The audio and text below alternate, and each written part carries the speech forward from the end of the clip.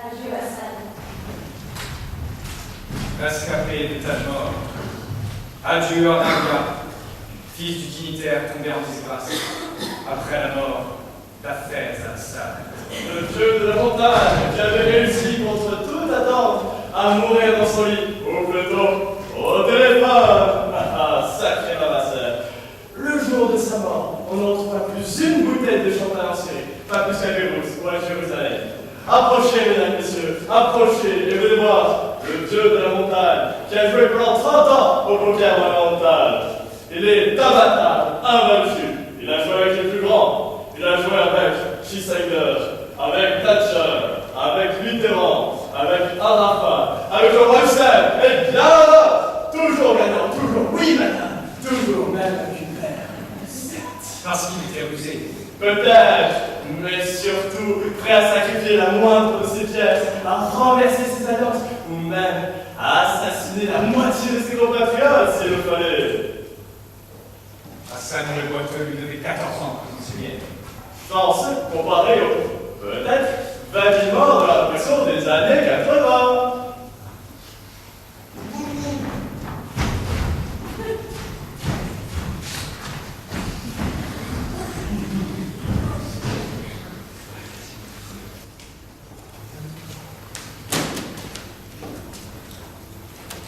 Quand j'allais à Damas, à Alep pour l'attaquer, j'avais toujours l'impression de mettre la tête dans la gueule du loup. Dans ce pays indique, où la moitié de la population surveillait l'autre, il fallait redoubler de prudence. Le seul avantage était que l'autre moitié se montrait plutôt encline à travailler pour l'étranger, moyennant des devises sonnantes et trébuchantes. J'allais à Damas en touriste. Et pour ne pas crier trop vite ma couverture, je devais me balader. À Palmyre, à la Pamée. J'avais un rendez-vous avec un homme dont j'ignorais tout. À une terrasse d'un café, en face de l'incroyable citadelle d'Alep. Je devais être assis à une terrasse, avec un pull rouge et une écharpe en laine posée sur le dossier de la chaise devant moi. Parfois, la réalité devient un film d'espionnage des années 60. Sans doute, cet honorable correspondant a-t-il trop lu de romans d'espions de la guerre froide. Dans la Somme, les choses étaient bien différentes. J'étais un peu inquiet, tout de même. Je n'avais pas trop envie que des membres de l'agence de sécurité syrienne viennent s'asseoir à ma table et me disent: Alors, peu rouge et l'écharpe en laine, hein? et m'expulse de Syrie, à grands coups de pied dans le fondement, après m'avoir passé à tabac. Ou pire, le plus probable serait qu'il nous garde enfermés quelque part, en attendant de pouvoir m'échanger contre quelqu'un ou quelque chose. Je me suis installé, et j'ai demandé: café, café, café, s'il vous plaît. J'ai posé mon écharpe sur le dossier de la chaise devant moi, et j'ai attendu, en contemplant le glacis de l'imprenable forteresse, chef-d'œuvre de l'architecture militaire arabe, d'après le lot de 1000 planètes posé sur la table devant moi, pour me donner une certaine contenance d'aventurier solitaire.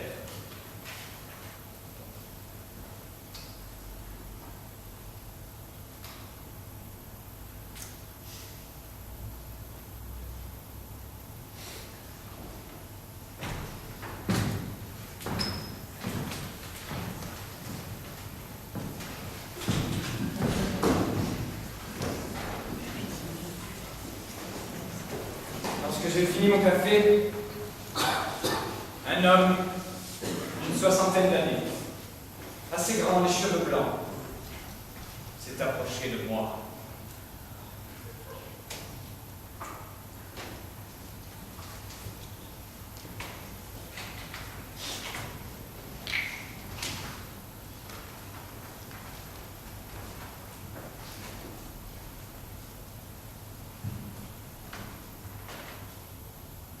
Vous parlez français? Oui, bien sûr. C'est un plaisir de vous rencontrer. Venez, Allons voir la citadelle. Ticket d'entrée, couloir de la citadelle en tension pour briser les assauts des envahisseurs, machicoulis de la citadelle, jolie cette bassine, n'est-ce pas? Grille de la citadelle au plafond pour arroser les assaillants, donjon central de la citadelle, immense tertre au milieu des remparts de la citadelle. Vos supérieurs prétendent que vous êtes doués pour les rapports humains? Mes supérieurs prétendent que vous représentez une source d'intérêt exceptionnelle. Et c'est pourquoi vous avez daigné me rencontrer, sans quoi vous ne le faites jamais. Ville d'Alep, on la voit bien du haut de la citadelle. Grande mosquée d'Alep. Innombrables pigeons tournant autour du minaret de la grande mosquée d'Alep. Toit noir du souk d'Alep. Petite coupole des caravansérails d'Alep. Immeuble moderne de la banlieue d'Alep. Je m'appelle Harout. Jérôme. Harout, à Alep, me tenez le bras en tentant de m'expliquer quelque chose que je ne comprenais pas. En haut de la citadelle, sur le grand terre-plein central balayé par le vent. Quelque chose qui avait trait à des massacres vieux de 80 ans. Il y a des marches de la mort au milieu du désert. Je ne comprenais pas bien ce que tout ceci venait faire dans nos négociations. Au bout d'une demi-heure, j'ai fini par l'interrompre. J'étais glacé et j'avais envie d'aller droit au but. Il m'a répondu: Ne vous inquiétez pas. Ne vous inquiétez pas, vous aurez vos informations. Vous saurez tout ce que vous voulez savoir, et même plus, au plus haut niveau. Vous pourrez savoir la couleur du caleçon de la reine Al-Assad si ça vous chante. Vous aurez des canaux privilégiés pour négocier avec les Syriens, et une oreille attentive à leur évidence. Enfin, tout ce que vous voulez en Syrie et au Liban, mais à une condition: que la France reconnaisse officiellement le génocide des Arméniens. Vous êtes cinglé. Cinglé. Cintré définitivement, c'est ça. Qu'est-ce que je peux faire pour la reconnaissance du génocide arménien? Qu'est-ce que vous pensez que je peux faire? Écoutez, vous devriez peut-être aller parler à des membres de l'ambassade. Ce sont des diplomates qu'il vous faut, je crois. Enfin, je vais voir ce que je peux faire. Ne vous inquiétez pas. Ce n'est pas pressé, vous savez. C'était il y a si longtemps déjà que ça peut attendre encore quelques années. Tout le monde a oublié quoi qu'il en soit. Harout était en fait que le représentant, les honorables correspondants, dont les services, les informations devaient s'avérer peut-être si utiles à la France que malgré les dommages occasionnés aux relations franco-turques, l'Assemblée nationale adopta définitivement le 18 janvier 2001 la proposition de loi reconnaissant le génocide arménien.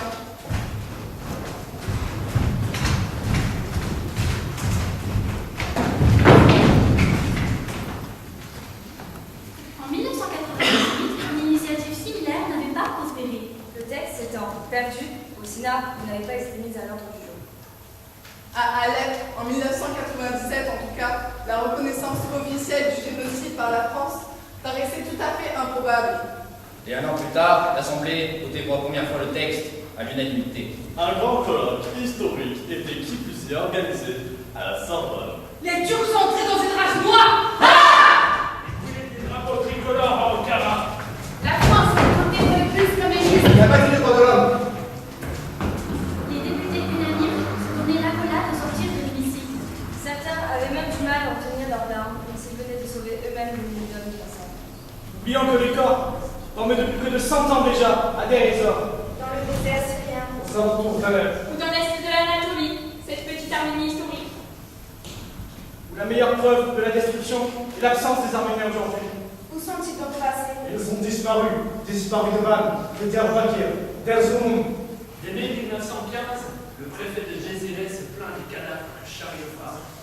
Attachés de par deux. Abattu d'une balle dans le dos.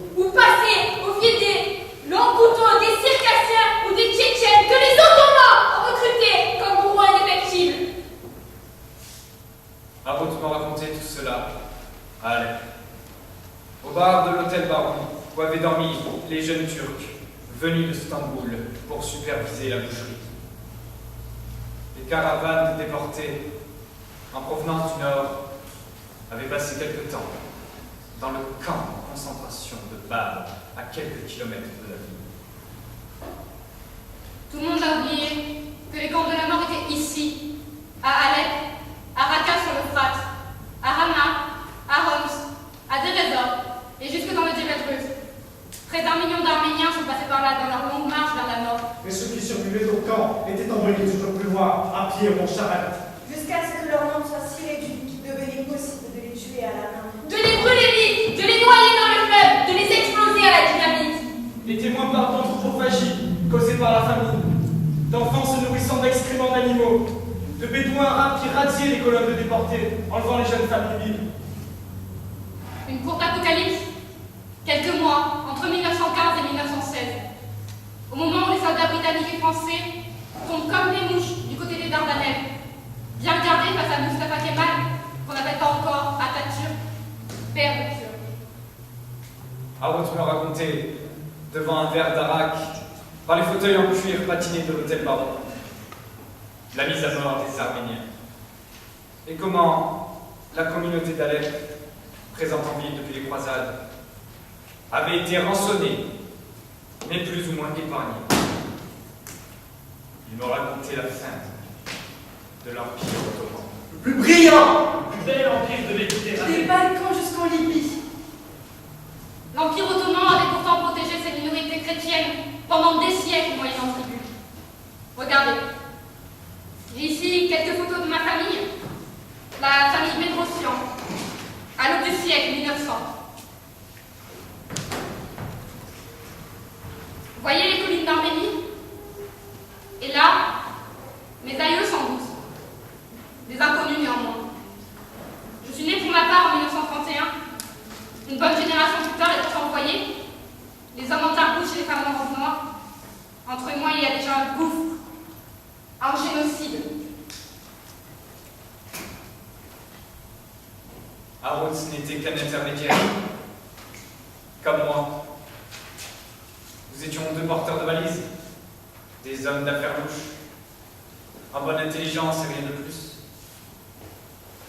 L'homme, ou les hommes qui le représentaient, étaient des businessmen, proches du ministre, qu'ils arrosaient fréquemment pour obtenir le droit de commercer avec l'étranger, clients d'apparatchiks salawites et de caciques, régnant sur les innombrables polices et services de renseignement, dans le pays de la grisaille et des prisons sans sortie. Le désert syrien était parsemé d'ossements arméniens.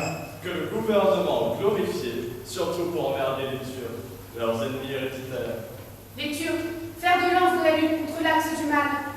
Avec qui la collaboration militaire battait son feu. La France formait des Turcs à l'époque de guerre.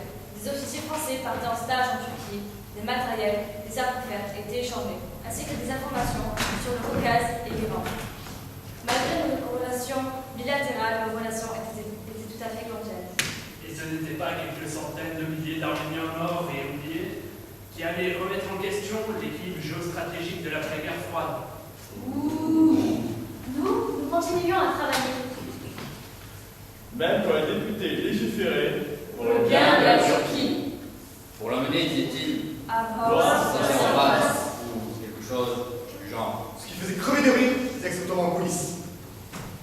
La France ferait mieux de balayer ses cadavres devant sa porte. La France, qui en 1939 évacue les derniers Arméniens lors de l'affaire d'Alexandrette. Dans cette dernière à son allié turc, la France avait sciemment jeté sur les routes de l'exil 15 000 Arméniens supplémentaires. Avec le séisme propre à la République. Après avoir maté dans le sang les révoltes syriennes, elle vend une partie du territoire à l'ennemi. La France, patrie des droits de l'homme, patrie rageuse et violente dont bave les civils de Damas avec furie en 1945, au moment de partir. Cadeau d'adieu, politique de la terre brûlée. Je retire mes canons, mais je vais m'en servir une dernière fois, en laissant quelques centaines de corps sur le carreau. Rien de bien grave, les Arabes, les Orientaux fourbes et incompréhensibles. La France embarrassait la Turquie en 1998 en lui jetant à la tête des milliers d'Osmans arméniens. Tu as quoi les Turcs déportés par des milliers de cadavres algériens? Ce même parlement de la 7ème République qui avait voté la loi d'amnistie, les crimes de guerre d'Algérie, reconnaissait officiellement le génocide arménien et mis aux larmes en 2020. Les massacres des autres sont toujours moins encombrants. La mémoire, toujours sélective. Et l'histoire, toujours officielle. Atatürk, père de la nation, grand fossoyeur de l'Empire ottoman, avait réhabilité les jeunes Turcs dès son arrivée au pouvoir en 1923. Alors qu'ils avaient été jugés en 1919 pour les crimes de 1915-1916. Reconnaître aujourd'hui le génocide arménien serait trahir la mémoire sacrée du père moustachu des Turcs. Comme abroger la loi d'amnistie de 1968 pour l'Algérie est impossible. Il fa. Trahison à la mémoire du général victorieux. La mémoire. Cet ensemble mortuaire de textes et de monuments, De tombes inscrites à l'inventaire. De manuels scolaires. De lois. De cimetière. de cartes rondes militaires en retraite. Ou pourrissants sous de riches tombeaux. Pas de petites devoirs presque anonymes dans le cimetière de la multitude. Mais à des projets de marbre.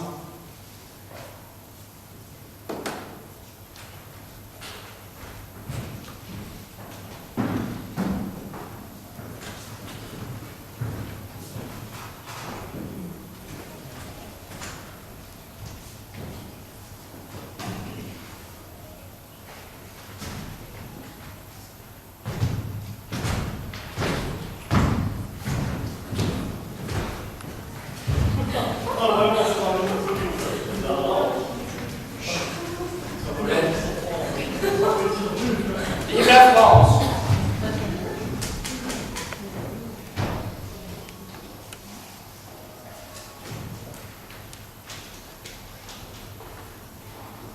Ne vous inquiétez pas, l'histoire vous oubliera, comme les autres, si tant est qu'elle vous ait jamais connue.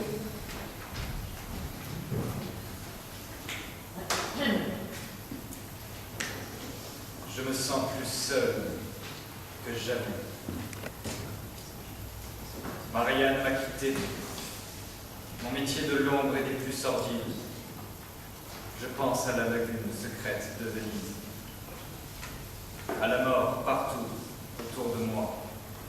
Je pense aux prisons syriennes, aux pendus, aux islamistes torturés, à toutes ces existences cachées, jetées à la mer. Et malgré la mallette, la décision, la nouvelle vie devant moi, je ne suis pas en meilleur état que dans cette chambre de l'hôtel Baron. J'ai l'impression d'être inatteignable, comme déjà parti, très loin, enfermé au fond de ma mallette, rempli de morts et de bourreaux, sans espoir de sortir jamais. Ma peau insensible au soleil, à jamais blanche, comme le marbre des stèles de Kova.